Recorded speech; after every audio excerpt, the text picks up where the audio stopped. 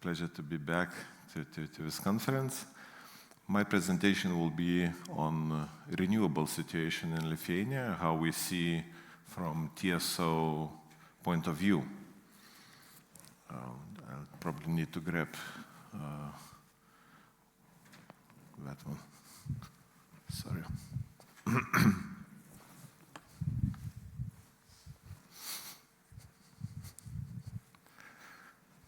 Few people already spoke on the renewable situation in Lithuania today, and Minister gave a brief forecast for the future, especially on demand side. I'll touch upon that, but my main task is to show a picture of today, where we are, what we think in TSO, what situation is, and where possibly we can move forward.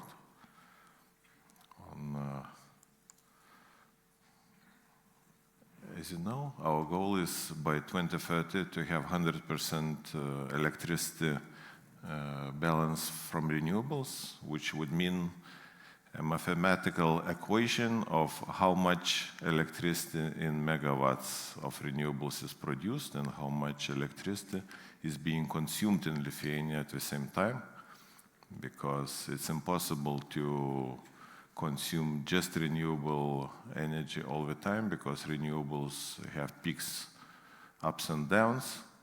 So when there is no wind, there is no solar, we will be forced to import electricity, and part of that electricity might not be renewable. So when we speak about goals of 100% renewable generation, this is a mathematical equation of how much is being produced and how much is being consumed. So our aim is by 2030 to have 100% of electricity produced of renewables of what is being consumed in Lithuania. Our consumption is forecasted around 18 or 20 terawatt hours around that time, and we believe that this amount of electricity, even more, will be produced from renewables, meaning that Lithuania should become a net exporter by 2030. So let's look at the figures, what our plans are, short-term future until 2030.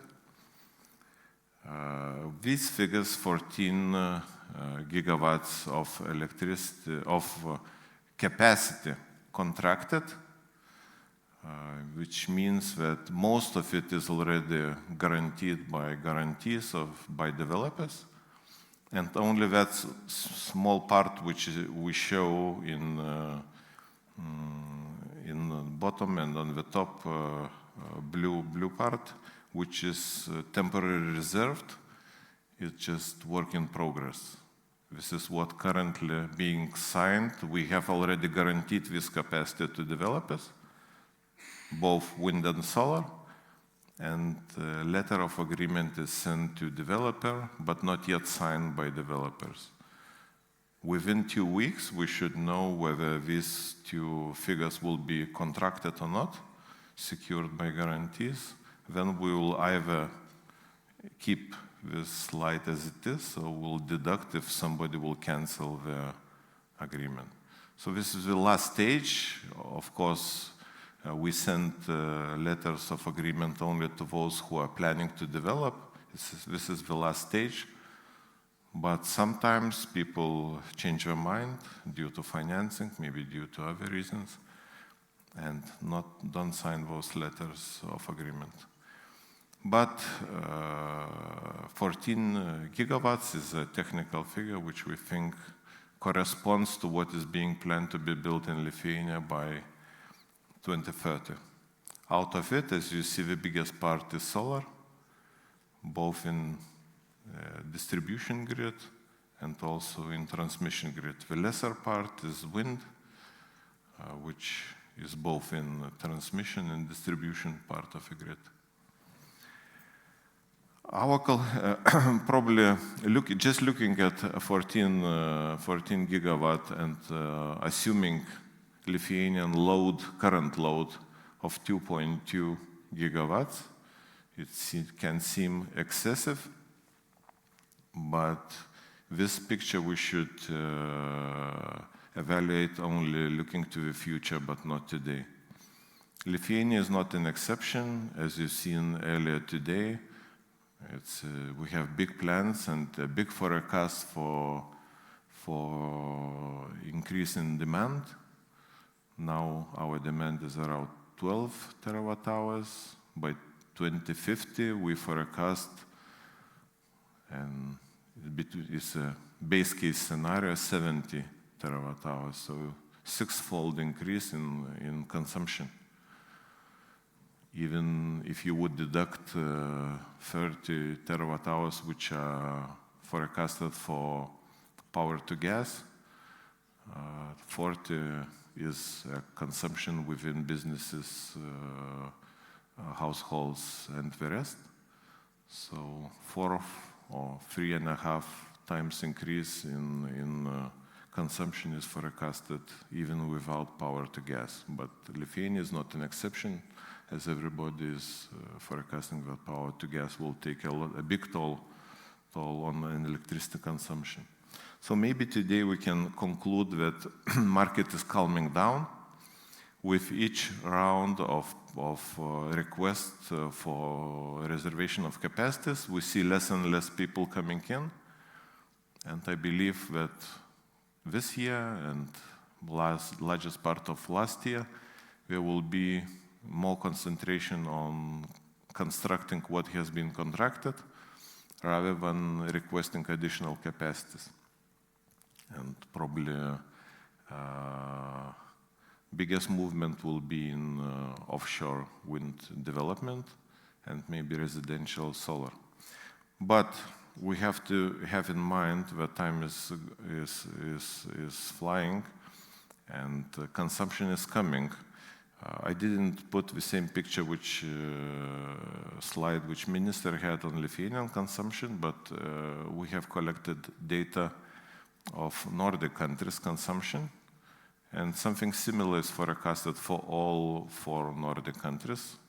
This is data which is compiled by Danish, Norwegian, Swedish, and Finnish operators. And as we see, without hydrogen is this light green color. Even without hydrogen, a 50% consumption increase is forecasted in Nordic countries.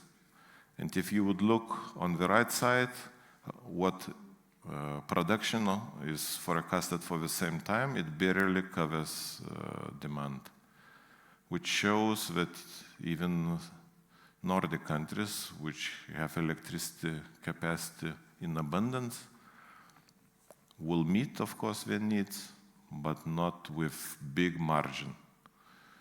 So something similar, coming back to Lithuania, something similar can be said that we forecast that around 9 gigawatt of installed renewable capacity will cover around 20 terawatt hours of an electricity consumption around 2030. So by 2030, what we are planning here, and we should bear in mind that not all the projects will be finished, some of them will cancel. 100% never happens. That means that by 2030, some of them will be delayed. Around 2030, we'll be covering our demand, we'll be exporting, but not too much. And with demand growth, there will be more room for renewable development in Lithuania. So we see current situation as temporary sort of, sobering up situation to look around what's going on. And next rounds of developments will come within a few years when people will see further over 2030 what will happen then with demand. So demand development will be one of the most important part. Of course, infrastructure development. When it comes to Latvia, Estonia, I have figures from latest meeting with TSOs of Latvia and Estonia. Estonians are planning by 2030 5.5 gigawatts of renewable installed. Solar also dominant. Not dominant, but more solar than wind. And Latvians have 6 terawatt-hours with another 3 in question. We need to change some regulation to do something similar what we have done with those lists of first in line and second in line, when second in line is being curtailed first. So we are installing the same system, but we need to pass the regulation. So it's a little bit less than in Lithuania, but still we have plans too. So demand will be most interesting part of it. And also another part which we'll be speaking about more and more, and I'll speak a little bit later, will be batteries. Batteries is an answer to fluctuations in energy price. Currently, in Lithuania, we have 200 megawatt of 1-hour batteries at energy cells. We have Litgrid signed letters of intent with developers of around 60 megawatts of batteries to be installed by businesses, by industry. So that 60 is between 2 and 4 hours of capacity. And as I said, within 2 weeks, we'll find out how much more of batteries contracts will be signed to be constructed in Lithuania. For you and I would like to stress again, there were some rumors that Lithuanian transmission network is too small to develop a large amount of renewables. So it's not true. We still have a lot of capacity left within current network, which we have, which would make 5.2 in solar, 6.7 in onshore wind, and 9.3 in batteries. So there is still place left. And of course, we'll be constructing more power lines, and with construction of additional lines, there will be more capacities. So please be aware that there are capacities available in Lithuania, and our network is comparatively strong. A little bit on regional developments. Both Latvia and Estonia also considering offshore wind construction. So there is a plan. Still, it's in a very early stage. Nothing is contracted, just on paper. Maybe a little bit more work is done on Estonian side, a little bit less on Latvians. But we are planning to build a cable to Germany, 2 gigawatt cable to Germany, another 1 gigawatt cable to Latvia, and connecting point would be in Saaremaa Island, maybe in Saaremaa Island. Latvians are still thinking there might be offshore platform between Estonia and Latvia in the sea. So it's not yet guaranteed that it will be in Saaremaa. But still, you can see that there are plans for development as well. So adding up Harmony Link, another 700 megawatts, so we will be almost 3 gigawatt capacity to Europe from the Baltic states. Also, one interesting picture of demand and supply mismatch.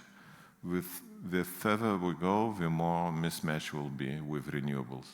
So we extrapolated and tried to model one average month of April, and we see how much prices are fluctuating would be potentially fluctuating in Lithuania. And this is the case for batteries. The bigger spread within the day, the bigger money can be made in battery business. So even this year, if you would look at Finland, we have almost every day prices would go below. Of course, this might happen also not every day, but within one day a few times. But anyway, we have over 300 times of price going below zero or at zero. So this is what is coming to Lithuania too. We had 77 days, something similar to Latvia. the more renewables we'll have, the more fluctuation will be there. And the bigger the spread, the better business for renewables. And on system services, after we'll synchronize with continental Europe, this amount will be needed for balancing capacity for 3 Baltic states. So again, another business case for the batteries, which can provide this service. And we'll speak about this more. We are discussing with the Ministry of Energy, within EPSO-G group, on which steps we should take to encourage more battery construction, because we need batteries to stabilize the system. So there will be news, there will be developments in this area too. Nothing concrete yet, but on balancing, yes, one topic is on balancing, where we might consider long-term contracts with the batteries for a certain period of time. But as I said, plans are just being drawn up, so we'll see what will come up. And my last slide is to ensure that synchronization will happen in 2025. We are almost there. The only thing which is missing is synchronous condensers, which are in final construction phase. Since with Latvia and Estonia, we agreed to synchronize in 2025, on synchronous condensers, we have brought everything to Lithuania. We have to calibrate equipment and to make sure it works properly. So sometime within first half of next year, everything will be set. And that's it. Whatever technically we need for synchronization, you can see we already have. So this will happen on Lithuanian side. There will be no hiccups, no problems, and we'll make it happen. Thank you.